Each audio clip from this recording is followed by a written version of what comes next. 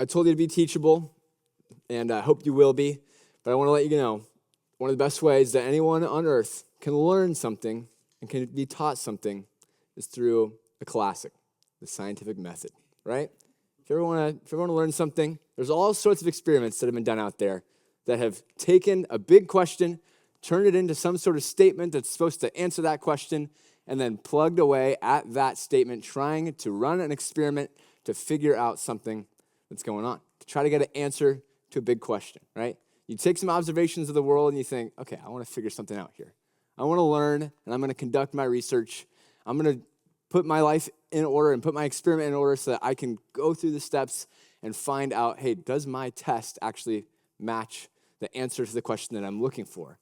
Does my hypothesis fit the answer to this question? Does it actually make sense? And then after the person in the scientific field has gone through their test, they've gotten all their data points that they need, then they come back, they make their observations again, they look at it, and it's always put on the internet, right? It's always published in a journal article, or it's put on their blog, or it's posted in some book or something like that. The goal of the scientific experiment is to always be able to teach other people what they've learned from their experience and from what they've done. And one of the biggest questions that this world faces and that mankind has always asked throughout the ages is this question that just continues to stump people. People are confused by it, and they're always plugging in their own idea of what the purpose of this life is. But the question is, what is the purpose of this life that we're going to look at today in the book of Ecclesiastes? It's the question that Solomon asks as he's thinking about life in the book of Ecclesiastes, and he thinks in our passage this morning in Ecclesiastes 2 that happiness is the purpose of this life. He plugs that hypothesis into that question. What's the purpose of my life? What is good for me to do in the few years that I have in this life? And he plugs in the idea of, I want to openly pursue happiness in every way that I can. Because if I only have a few years to live this life, why don't I just fill it up with all the good things that are around so that I can live as happy and as well as I possibly can? I think that's what the purpose of my life is. That's what Solomon asks in our text this morning. You can flip there if you have not already to Ecclesiastes 2. But he's going to come up with an answer that this life has so much more to do than just seeking after happiness, than just seeking after the pleasures that this life has to offer. That is not what the purpose of this life is. That's what he's going to conclude. And so as we look to his scientific experiment, where he's going to plug that hypothesis in and do the research for us, he comes up with this answer that happiness by itself is vain and it's useless to pursue it with your whole heart. We want to be teachable and think about how we view happiness and how we fail to see that it is vain on its own and we desire it more than we ought to. And this morning, as we look to Solomon's experiment, his scientific method, and the results that he gives us, I want you to put happiness in its proper place by recognizing that true purpose and true joy can only ever be found in God alone. So let's open up and read from the book of Ecclesiastes, chapter 2, verse 1 to 11. It says this: I said in my heart, come now, I will test you with pleasure. Enjoy yourself. But behold, this also was vanity. I said of laughter, it is mad, and of pleasure, what use is it? I searched with my heart how to cheer my body with wine, my heart still guiding me with wisdom, and how to lay hold on folly till I might see what was good for the children of man to do under heaven during the few days of their life. I made great works. I built houses and planted vineyards for myself. I made myself gardens and parks and planted in them all kinds of fruit trees. I made myself pools from which to water the forest of growing trees. I bought male and female slaves. I had slaves who were born in my house. I also had great possessions of herds and flocks, more than any who had been before me in Jerusalem. I also gathered for myself silver and gold and the treasure of kings and provinces. I got singers, both men and women, and many concubines, the delight of the sons of man. So I became great and surpassed all who were before me in Jerusalem. Also my wisdom remained with me, and whatever my eyes desired, I did not keep from them. I kept my heart from no pleasure, for my heart found pleasure in all my toil. And this was my reward for all my toil.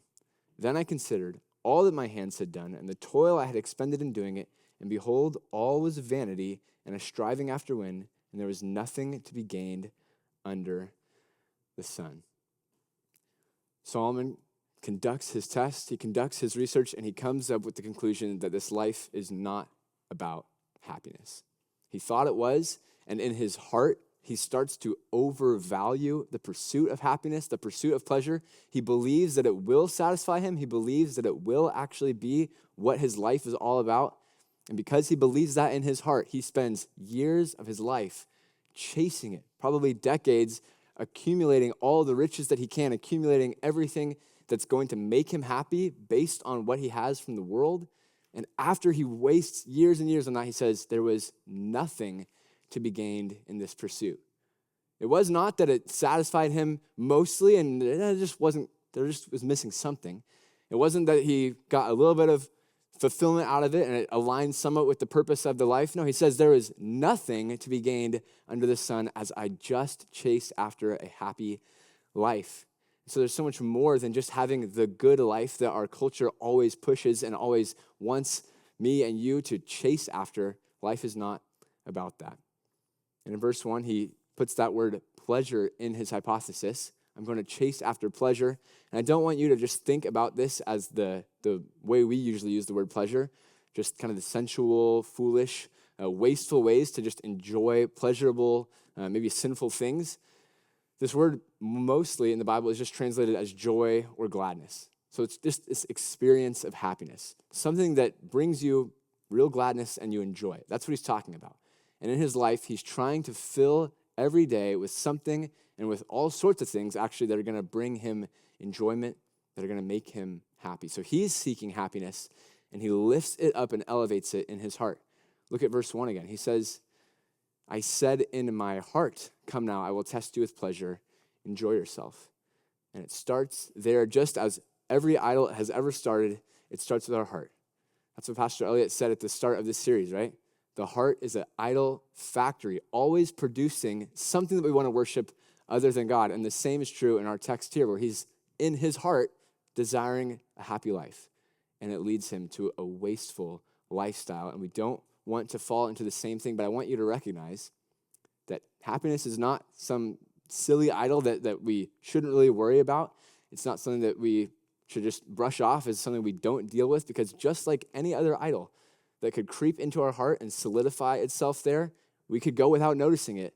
The same thing is true with happiness, where in our heart we could really desire it, and then that could start to affect our lives and the way we live so that we function to feed our own pursuit of happiness, even if we aren't really aware that that's what we're doing. So I want us to be careful to evaluate our hearts and our lives to make sure if there is an idol, even in the slightest, of happiness in our life, we want to know where it is and how we can root it out and dig it out, just like we're doing with every other idol this year. So for point number 1, you can write it down this way.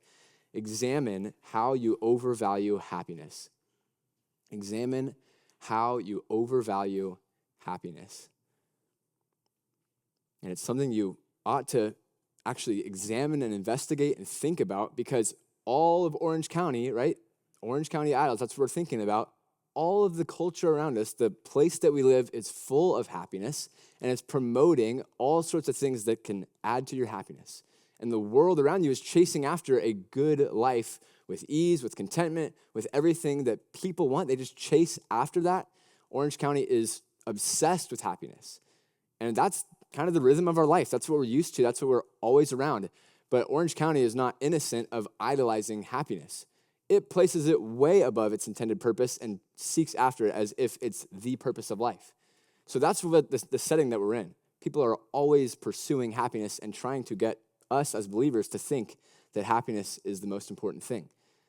But clearly it is not, and I want us to remember that if Orange County is always pressing this idea into our brains, and that's where we live, it's going to be very easy for us to start going with the flow, going with the system, and thinking, yeah, it's good to pursue an enjoyable life, because everyone else does here. That's just what people do. We just try to live for the most pleasure and happiness that we can. And you can become devoted to it, and you can love the idea of having the life that you've always dreamed of, the life that makes you the most happy. But guys, what did Jesus just say as we looked at Matthew chapter 6 a couple of weeks ago? We cannot serve two masters. Can we do that just because we live in Orange County and most people pursue happiness? We're not excluded from that. Jesus says no one can serve two masters, for he will either hate the one and love the other, or be devoted to one and despise the other. We cannot just go about happiness, pursuing it, and not thinking about its effect on our devotion to Christ. It is so connected, because when we idolize it, it takes away from the glory that we give to God in the way that we live. And so to try to figure out and examine our hearts and our lives to see where is happiness put on a pedestal that it should not be, we're going to get to the point where we're asking 3 questions to dig into our heart to see, do we overvalue it? And it's going to come from 3 different ways that Solomon's pursuing happiness. There's these different categories that he has in his pursuit of happiness. And if you look at the bottom of verse 8, Solomon uses a phrase that's helpful for us to understand the first category that he pursues happiness in. He says of the concubines that he has, they are the delight of the sons of man. The delight of the sons of man. He truly just finds enjoyment in the sexual pleasures of being with his concubines. Right before that, he talks about the fact that he has singers. He has this choir that he's put together that sings whenever he wants to. Let me hear my music. I want to hear that it's enjoyable. And then look with me at verse 2 and 3 as he kind of rounds out this idea of pursuing happiness by just pure pleasure. Look with me at verse 2 and 3. He says this, I said of laughter, it is mad, and of pleasure, what use is it? And I searched with my heart how to cheer my body with wine.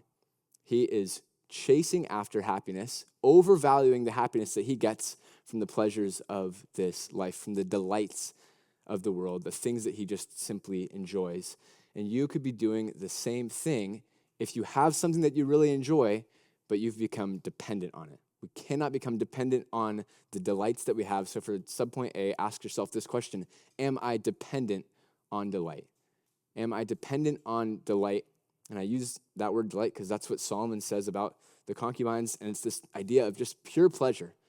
The things that you enjoy the most, the good things in this life that you're obsessed with and you love to do, we can never become dependent on those things. And the issue is not the things that you enjoy. That's certainly not the problem, but the problem is when we start to lean on it as though it's a crutch that upholds us, and we think that those delights, the things that we enjoy in this life, are going to be what give us a time of refreshment. Maybe we come home from a long day of work, and we think, I need to just chill right now. I just need to go watch the TV, or I need to just have time alone, whatever it may be. If we're dependent on that time, that activity that we like and that we enjoy, thinking that that's what's going to refresh us, give us the energy we need to continue on in this life, we're placing our trust in the pleasures and the delights that we have, maybe every night when we come home from work, where we think, I actually need to just do the thing that I want to do right now because I've worked hard all day. We can't depend on it. Maybe it's the weekends, right? I'm kind of picturing delight as the things you do in the evenings when you have free time and the things you do on Saturday when you have free time, right? So if there's a hobby that you go out and you like to enjoy, maybe you like to go get some buddies together, play some sports, or you like to watch the game, or just chill and go on your phone and do whatever it is that you like to do on the weekend, right? If that thing gets taken away from you, if the opportunity to enjoy that gets taken away, how is your reaction? Is that I've looked forward to this thing all weekend, and now something comes up, I'm no longer able to do it, and things start to get out of control, or at least in your heart you have disappointment, and you start to become maybe not the best father or husband or man of God, and you're having a harder time doing what God calls you to do because of the disappointment in not being able to experience the delight and the pleasure of the things that you just simply enjoy. So think about in your mind, what is it that I just love? What are the hobbies, the things that I really, truly enjoy doing in this life? And think about if there's any bad fruit that's attached to that. Maybe keeps you from doing what God has called you to do to glorify him in every aspect of your life. I want to ask this question. If you're becoming defensive or selfish of the time you have, kind of the me time, right, to do what you want to do, that might apply to nights of abide, where maybe you are so locked in on the things that you like to do over the weekend and at nights that you have not been willing to sign up for a night of abide. And the goal of abide is not to pressure us into getting the most numbers to pray, but it's also not to have our pastors pray for our church for a month. The goal is for all of our church, the men of our church, to truly depend on God in prayer, as we're called to do as Christians, but as a church, to depend on God in prayer. And so I just want you to think about, if you haven't signed up for a night of abide to go and pray with the church, is that because you're not willing to give up the thing that you delight in when you come home from work at night, or when you spend time with your, the thing that you enjoy over the weekend. I would encourage you, we're halfway through the month, right? November 15th right now. Sign up for a night of abide so that you're shifting your priorities from just the me time that you have on the evenings and the weekends to now, I want to glorify God by spending time in prayer, seeing the ways that he's answering prayer, and then asking him desperately to do things that are going to glorify him as well. I want to just make this point too, that the joys of the things that we like to do are not the kind of happiness, not the kind of joy that God has called us to or really desires most primarily for our life. Because the Christian life should absolutely be one of joy and happiness, and we'll get to that in a little bit. But the happiness of the good gifts that you have, the things that you most enjoy, you can enjoy those things, but that pleasure in itself is not the pleasure that God calls you to as a Christian, because any unbeliever can go and pursue the things that they enjoy the most, and they can enjoy them. But there's a unique kind of happiness that we should be striving for as Christians, which we'll talk about in point 3. But I want us to think about that even the joys of those things doesn't match the joy of following after Christ. And Solomon is a good example of this, and someone who actually understands this. After he's been pursuing pleasure, one of the things he says is laughter, right? In verse 2, laughter's mad. He understands already. There's no real point or satisfaction to it. But he says this in Ecclesiastes 7, verse 3, of that same thing, of laughter. He says, sorrow is better than laughter, for by sadness of face, the heart is made glad. So Solomon understands there's something more than just the pure excitement and enjoyment of the favorite things that you have in this life. So whatever that thing is, Solomon's actually saying it is better to have to be sad for some reason if our heart is made glad in something else than just the pure delight. And that kind of thought process has to be applied to the Christian life. That you could be going through a trial right now where pretty much every day your face is contorted with sorrow and sadness. But there is still that opportunity for you to have gladness of heart that the person just pursuing empty pleasures over and over again can never have, if that's all that that person is chasing after. So the good delights that you love to do and enjoy, if you really enjoy those things, just watch out that you don't become dependent on them so that it starts to direct the way that you live. But we can't stop here at simple pleasures and delights of the world, because Solomon doesn't stop there. He's got 2 other things that he talks about of how he pursues happiness openly. And it gets more sophisticated from here, and it's more, I guess, adult in the way that he pursues happiness, because maybe you don't view yourself as a person that chases after pleasure all day long. But he says this in verse 4 to 6, he's going to shift his focus to the ways that he pursues happiness in his achievements as he trusts in himself for it. So look at verse 4 to 6 with me. He says this, I made great works. I built houses and planted vineyards for myself. I made myself gardens and parks and planted in them all kinds of fruit trees.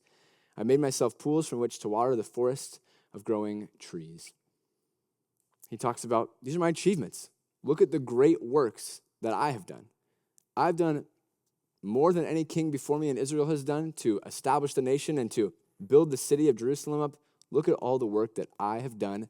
I find pleasure in my accomplishments. But not only that, he says, I did all these things for myself.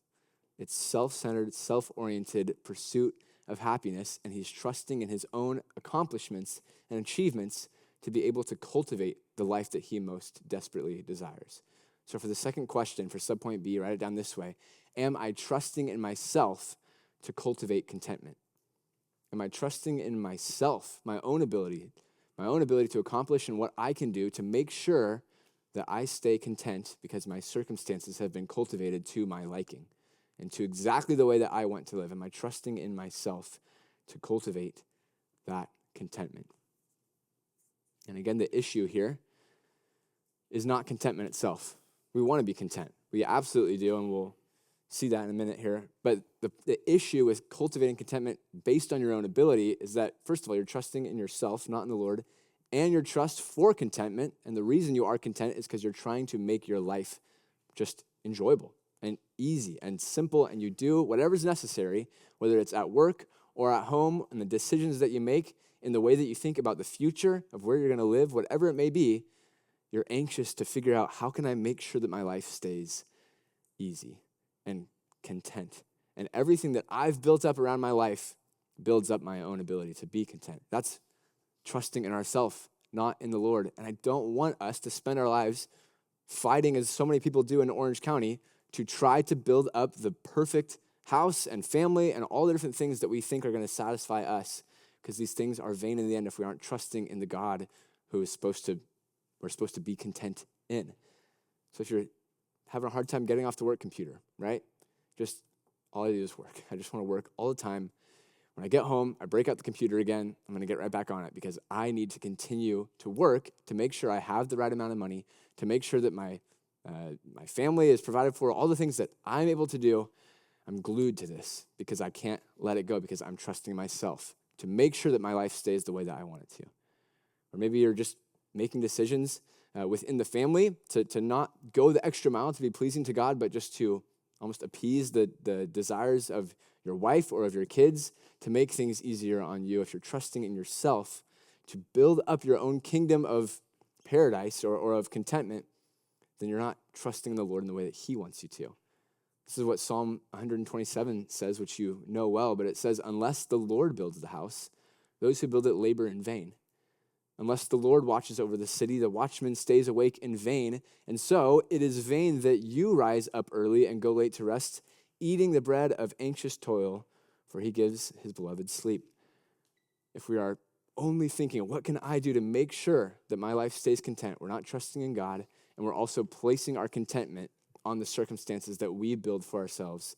And that is dishonoring to God, because we could work as hard as we want, believing that we can accomplish great things for our contentment, and unless God is the one providing for us, we have nothing.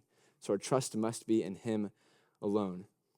It's kind of like what Pastor Nate talked about last month at the men's event, right? From James chapter 4.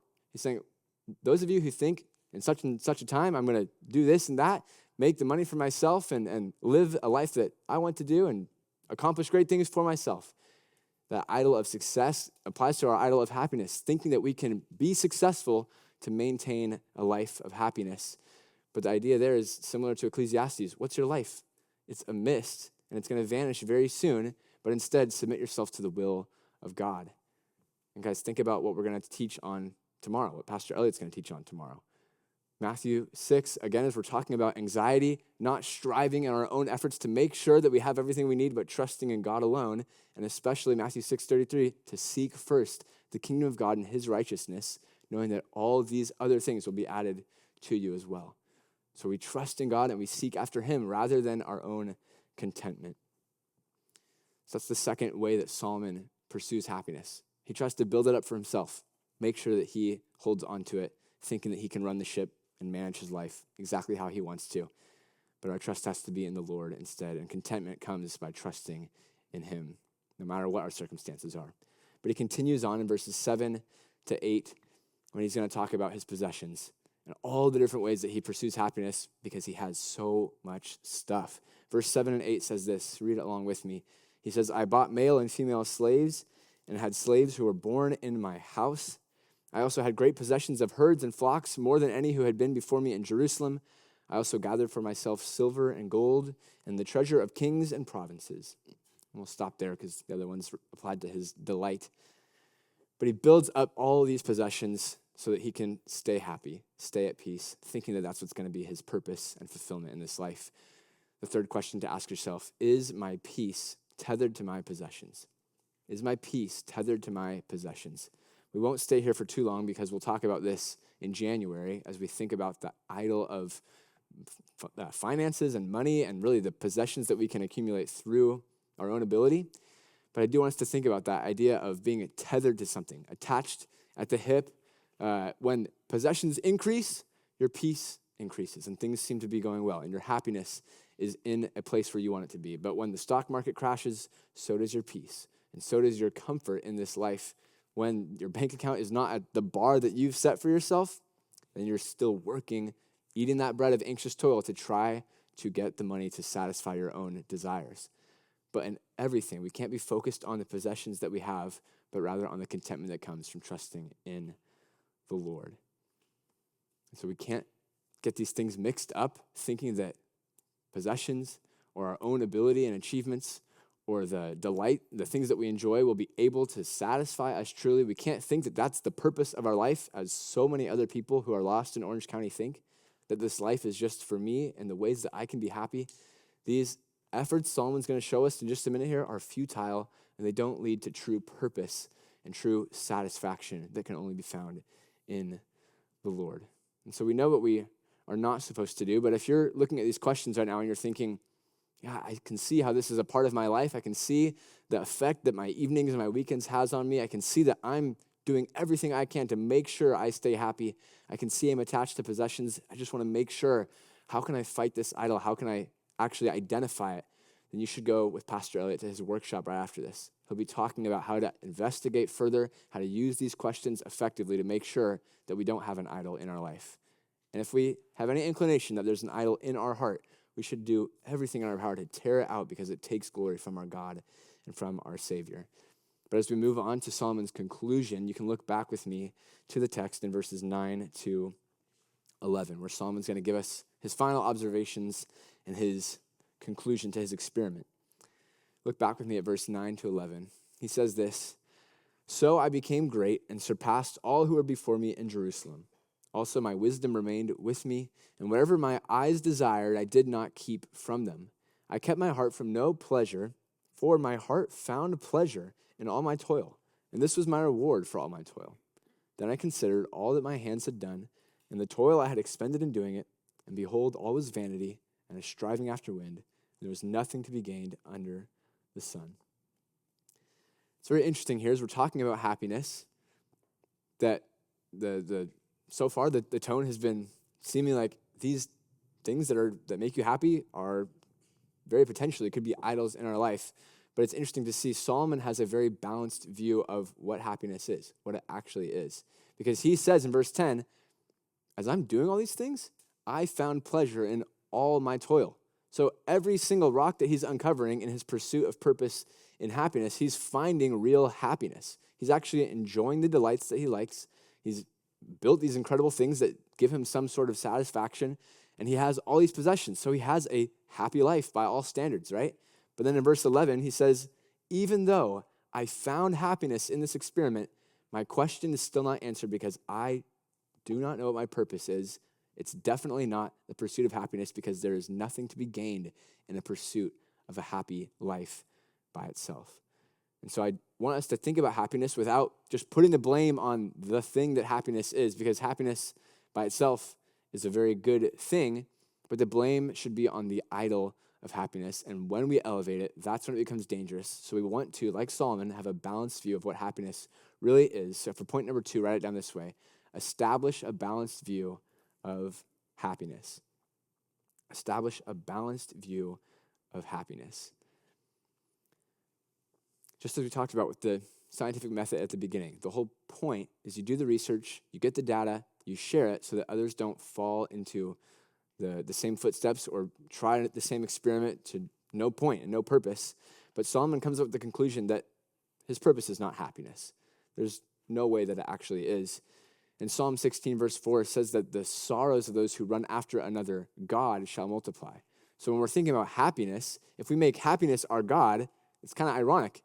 That means that our sorrow will increase, actually, and we won't be truly happy in the way that we ought to. But a balanced view of happiness, the very first thing identifies, it's not my purpose in this life. Why would I live for happiness if it's not the purpose that God has assigned to me and the thing that's going to enrich my life and satisfy my life? So idolizing happiness elevates it way above where God has ever intended happiness to be, and it's going to decrease your ability to actually be happy in the right way and to enjoy the good gifts that God has given that you should be happy in.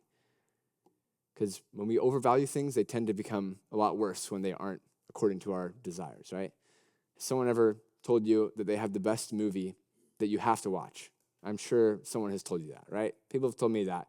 Like, you've got to watch this movie. You've got to watch it. I just watched it, and I'll tell you, you got to watch Wicked, guys. You got to watch Wicked, okay? Wicked's the best movie, and I can't wait for the second one to come out. But if anyone ever tells you that, okay? If anyone ever tells you, it's the best movie ever, you have to watch it, you're like, okay, great, I'm going to watch it this weekend. And you go, and you watch the movie, and it's not up to, the standard that they had claimed it was. So what do you say after the movie? You go back to your trusted friend that told you it was the best thing ever, and you're like, dude, that movie was terrible. That movie was the worst. Maybe that movie was the worst, but also more likely it wasn't the worst movie, But because you elevate it to the position that your friend had told you it was going to be, then when you see it for what it is, you don't appreciate it because you're just concerned with, well, that didn't do what I thought it was going to do. That movie did not entertain me in the way that I wanted it to. And I hope you see where I'm going with this. It's the same thing when we put happiness on a pedestal because we'll view it as though it's going to be satisfying to us. And when it doesn't, instead of just enjoying the gift of happiness that God gives to us, we go, why is this not enough? Why can I not find satisfaction in all these things that I'm pursuing that are making me happy? But we'll start to have a reverse effect when we idolize happiness and put it above its proper place. If you want to think through this and understand how we can actually look at all the good gifts that God has given to us in a proper and balanced way to find a happy medium about happiness, right? Then you should go to Pastor Matt's workshop. He'll be talking about what do we do when we recognize happiness as an idol, but we also recognize the goodness of the gifts that God has given to us. You can go to his workshop and evaluate how do we not overvalue happiness, but also how do we make sure we don't go off the other end of the extreme and start living a life that's just aesthetic and we're trying to push everything out of our life, just avoiding happiness because we think that's what's going to please God. Absolutely it will not. So go to his workshop if you want to understand how do we balance happiness correctly? How do we establish a proper view of happiness and enjoy God's good gifts correctly? And there's a few things to just note very quickly from what Solomon says here to help us get a balanced view of it. And the first thing is that it's so accessible, but it's always temporary. Just worldly happiness is so accessible. And I told this to our CSM students. We got to look at this passage and talk about pleasure about a month ago. But I told them, guys, happiness, pleasure, it's accessible. All you got to do is go get yourself a Dr. Pepper right after the service. And you could do the same thing right now, but I see that it's a zero sugar Dr. Pepper, so I don't know if that's true. If you pulled it out of the ice chest, it probably won't give you the pleasure I'm talking about. So don't do what I just talked about the movie and think it's going to satisfy you because, anyway, I told my CSM students that, and I'm telling you that, right? Just to show you, like, happiness, like, pleasure is available. All you got to do is drink a soda, and you're like, that's great. I enjoy that. But that idea, even in something as simple as a soda, it eventually runs out, and then you aren't enjoying it anymore. And that same exact principle applies, whether we believe it or not, to all the things that we think are going to satisfy us, to even the thing like buying a house that we're going to have for the rest of our life.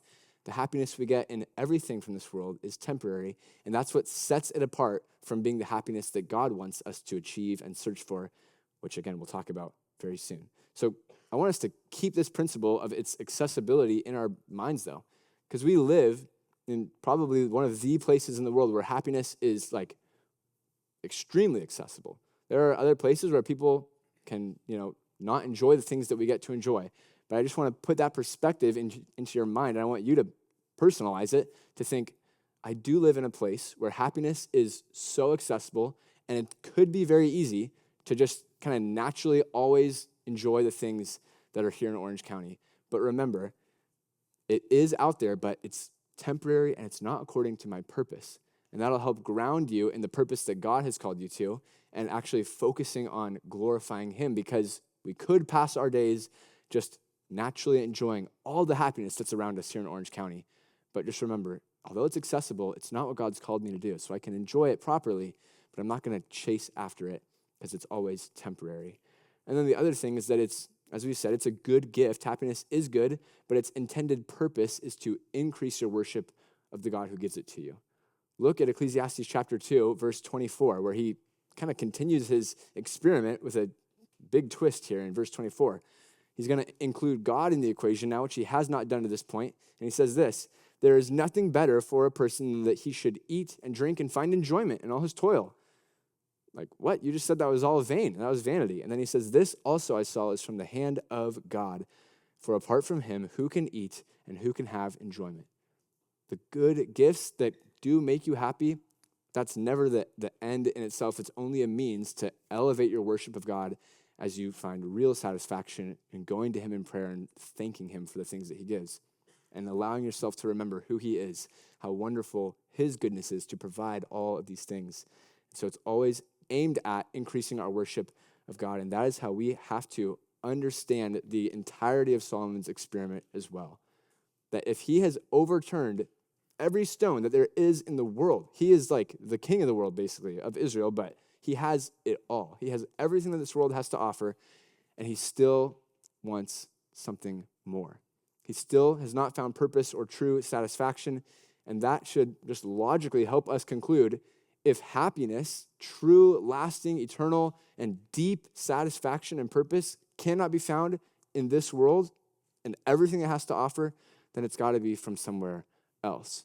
It's got to be some sort of elevated being, right? That actually is able to provide what we're searching for here in this life. So write this down for point number 3 as we just draw this conclusion from his experiment. Enjoy supernatural satisfaction by seeking God. This satisfaction is supernatural. That's what we're talking about. But seek it from actually God himself, right? So if Solomon has talked for his whole experiment about all the different things that the world has to offer, and he hasn't included God at all in verses 1 to 11, and he also hasn't found purpose or happiness, then we can conclude, okay, it's got to be from God. And we know this to be true as people who go to church and have heard this taught over and over and over again. But even just to think, you could literally have the world as Solomon did it and go, it was not worth it. It was vanity. It was striving after the wind. Have you guys ever been at home and your kids are looking for something and they're like, I can't find this thing. I can't find it. And maybe it's their shoe. Maybe they can't find their shoe, and you're like, we got to get to church. We got to get to church, and they can't find their shoes. And you're like, where are your shoes? And then you start to actually look at your child, and they're just like looking at where their shoes are supposed to be. And they're like, I can't find it. Does that ever happen here? They're just looking in the same spot over and over and over again. I don't know. I hope so, because I don't have any kids. But I hope you guys are like relating to this right now, where you look at it, and you're like, you're just like looking at the same exact spot over and over again. Why don't you, what's the obvious like comment you would say there? Why don't you look for them somewhere else, right? Same thing for Solomon and his childlike behavior, looking for purpose and pleasure over and over again in the things of this world.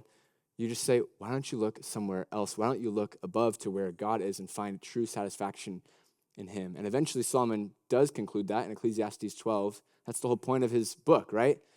The end of the matter, all has been heard. Fear God and keep his commandments, for this is the whole duty of man. So he eventually finds it, but at least in our passage, he doesn't necessarily get there. So we should say, look somewhere else, and the same is true for your life. If you're seeking the things of this world to satisfy and you feel unsatisfied, look somewhere else and look directly to God. I want you to increase your affection for the ability to seek after God. So turn with me to Psalm chapter 63 as we come to a close here in a little bit. Psalm chapter 63, a familiar passage, I hope, to you. But I think this will increase our ability to seek after God and enjoy the satisfaction that he provides alone. Psalm chapter 63, where we essentially have the opposite of Solomon's test, which is seeking purpose and satisfaction and everything else than God. And now David is going to be seeking nothing but God for satisfaction. And so look with me at Psalm 63, and we'll read verses 1 to 8 and talk about how we can grow our affection to seek after God. It says this, Psalm 63, verse 1, O God, you are my God. Earnestly I seek you. My soul thirsts for you, and my flesh faints for you, as in a dry and weary land where there is no water. So I have looked upon you in the sanctuary, beholding your power and glory, because your steadfast love is better than life. My lips will praise you. So I will bless you as long as I live, and in your name I will lift up my hands, and my soul will be satisfied as with fat and rich foods. And my mouth will praise you with joyful lips when I remember you upon my bed and meditate on you in the watches of the night. For you have been my help, and in the shadow of your wings I will sing for joy. My soul clings to you, and your right hand upholds me. This is the type of way that we should seek God personally. That's how he starts, right? God, you are my God, and he does so sincerely, earnestly, and the not even the illustration that he uses, but the reality is he's in the wilderness where the ground is dry and there's no water, and it's as if he is looking everywhere in this wilderness for something to quench his thirst, to satisfy him. And he goes, there's nothing in this wilderness, but then he uses that to illustrate how satisfying God is. That in this life, we could look for pleasure everywhere. We could look for satisfaction and purpose everywhere. Again, just like Solomon did, uncover every stone, and it's like we're in the desert, just opening up these rocks and looking under things that do not satisfy, and we test the world and go, where is purpose? Where is satisfaction? And we look to God, and it's as though there is a spring in the desert that is pouring out fresh, cold, crisp water, and that's his way that he starts to illustrate the pursuit and the enjoyment that he gets from God. He beholds the person and the attributes of God as he goes, and in his mind he says, I'm beholding you in your sanctuary, your glory, and your power, and your steadfast love. We have to meditate on, as he does in the watches of the night, who God is and the attributes of him to be enriched in our heart, to make our heart glad in who God is. And then as we do that, it should respond in the way that we worship him, even on a Sunday morning as we sing. He says over and over again in this psalm, I'm going to praise you. I'm going to praise you. I'm going to praise you because I have sought you, I have found you, and now I rejoice with true joy because seeking you is what it's all about. Not seeking happiness, but Lord, it's seeking you, and help me to worship you more. That's what David is doing here. And we ought to do the same thing when we come together, even on a Sunday, to worship God. Idolization is all about worship, who we worship, what we worship. That's what it really comes down to. And so if we start to elevate happiness to a place where we start to worship it, it's drawing us away from our ability to find true purpose in the goal that God has for us to glorify him in all that we do. And so we need to tear out this idol just as any other idol and replace it with a pursuit and a chasing after God for true purpose and true satisfaction. So let's pray, and then we'll go into our breakouts. God and Father, thank you for your grace and for your mercy, Lord. Thank you that you do offer true purpose to us as believers, Lord. That question has been asked by probably every person that has ever lived. What is the purpose of my life, Lord? And we know that you provide it, and we are able to find it by knowing you, Lord, and seeking after you. So God, I pray that the men of Compass Bible Church would be characterized by a desire to know you and to love you, Lord, so that we can grow in our affection for you and we can not seek after worthless things that will not satisfy us, Lord. So draw our heart's attention to you and allow us to grow in our love for you. We ask and pray this all in Jesus' name. Amen.